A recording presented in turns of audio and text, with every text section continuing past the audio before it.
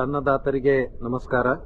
ಕೃಷಿ ವಿಶ್ವವಿದ್ಯಾಲಯ ಧಾರವಾಡದಲ್ಲಿ ಎರಡನೇ ಮುಖ್ಯ ಆವರಣವೆಂದು ಹೆಸರುವಾಸಿಯಾದ ವಿಜಯಪುರ ಕೃಷಿ ಮಹಾವಿದ್ಯಾಲಯ ಮತ್ತು ಪ್ರಾದೇಶಿಕ ಸಂಶೋಧನಾ ಕೇಂದ್ರ ಇಲ್ಲಿ ಪ್ರತಿ ವರ್ಷದಂತೆ ಈ ವರ್ಷವೂ ಹಿಂಗಾರು ಹಂಗಾಮದ ಕೃಷಿ ಮೇಳವನ್ನು ನಾವು ಮುಂದಿನ ತಿಂಗಳ ಅಂದರೆ ಜನವರಿ 4ನೇ ತಾರೀಕಿನಿಂದ 6ನೇ ತಾರೀಕಿನವರೆಗೆ ಆಯೋಜಿಸಿದ್ದೇವೆ.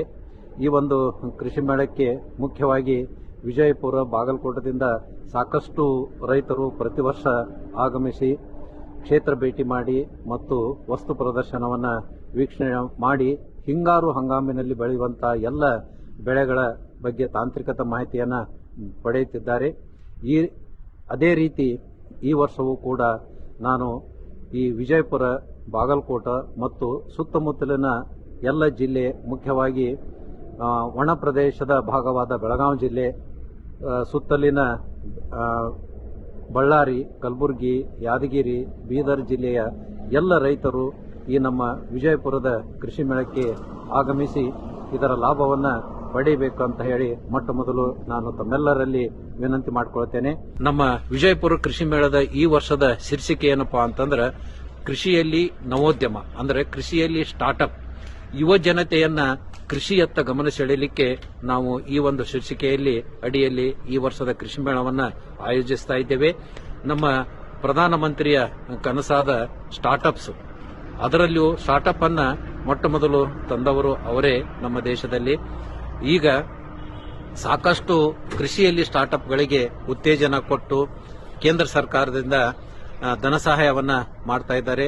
ನಮ್ಮ ಕೃಷಿ ವಿಶ್ವವಿದ್ಯಾಲಯದ ವತಿಯಿಂದ ಈವರೆಗೆ ಸುಮಾರು 164 ಸ್ಟಾರ್ಟ್ಅಪ್, ಕೃಷಿಯಲ್ಲಿ ಸ್ಟಾರ್ಟ್ಅಪ್ಗಳನ್ನ ನಾವು ಧನ ಸಹಾಯ ಮಾಡಿ ಸುಮಾರು 16 ಕೋಟಿಯಷ್ಟು ಧನ ಸಹಾಯವನ್ನ ನಾವು ಮಾಡಿದ್ದೇವೆ. ಸೊ ಈ ಒಂದು ಕೃಷಿಯಲ್ಲಿ ನವೋದ್ಯಮದ ಮಳಿಗೆಗಳು ಕೂಡ ಸಾಕಷ್ಟು ಪ್ರಮಾಣದಲ್ಲಿ ಈ ಕೃಷಿ ಮೇಳದಲ್ಲಿ ಇರ್ತವ. ಆ ಒಂದು ನವೋದ್ಯಮದ ಮಳಿಗೆಗಳಿಗೆ ಭೇಟಿ ಇತ್ತು ಎಲ್ಲ ಯುವಜನತೆ ಕೃಷಿಯತ್ತ ಹಿಂದೆ ಹೋಗ್ತಾ ಇದ್ದಾರೆ. ಕೃಷಿಗೆ ತಾವು ಪ್ರೇರೇಪಿತರಾಗ್ರಿ, ಕೃಷಿಯನ್ನ ಒಂದು ಉದ್ಯಮವನ್ನಾಗಿ ತೆಗೆದುಕೊಂಡು ಹೋಗುವಲ್ಲಿ ಈ ಅಗ್ರಿ ಸ್ಟಾರ್ಟ್ಅಪ್ಸ್ ಬಹಳ ಉತ್ತೇಜನ ಕೊಡ್ತಾವೆ. ಸೊ ಇದರ ಜೊತೆಗೆ ಇನ್ನೂ ಹಲವಾರು ಪ್ರದರ್ಶನಗಳಿರ್ತಾವೆ. ಪ್ರತಿ ವರ್ಷದಂತೆ ಫಲಪುಷ್ಪ ಪ್ರದರ್ಶನ ಇರ್ತದೆ, ವಿಸ್ಮಯಕಾರಿ ಕೀಟ ಪ್ರಪಂಚದ ಪ್ರದರ್ಶನ ಇರ್ತದೆ. ಆಮೇಲೆ ನಮ್ಮ ಕೃಷಿಯಲ್ಲಿ ಆಹಾರ ಬೆಳೆಗಳಲ್ಲಿ ಮೌಲ್ಯವರ್ಧನೆ, ಈಗ ಸಿರಿಧಾನ್ಯಗಳಿರ್ಬೋದು, ಜೋಳ ಇರ್ಬೋದು. ಇಲ್ಲಿ ಜೋಳದಲ್ಲಿ ಸೀತನಿ ಬಹಳಷ್ಟು ಪ್ರಸಿದ್ಧಿಯಾಗಿದೆ.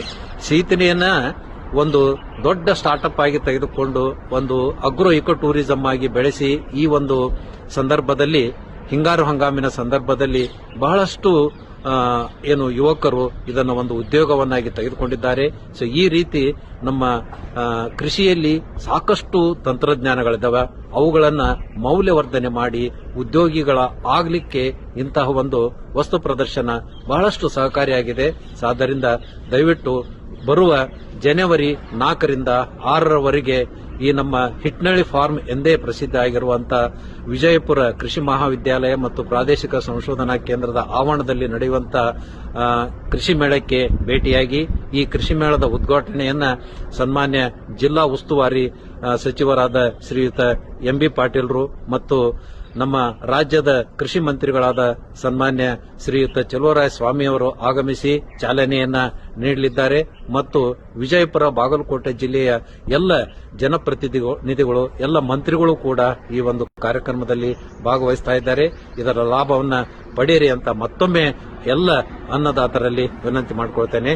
ಜೈ ಹಿಂದ್, ಜೈ ಕಿಸಾನ್.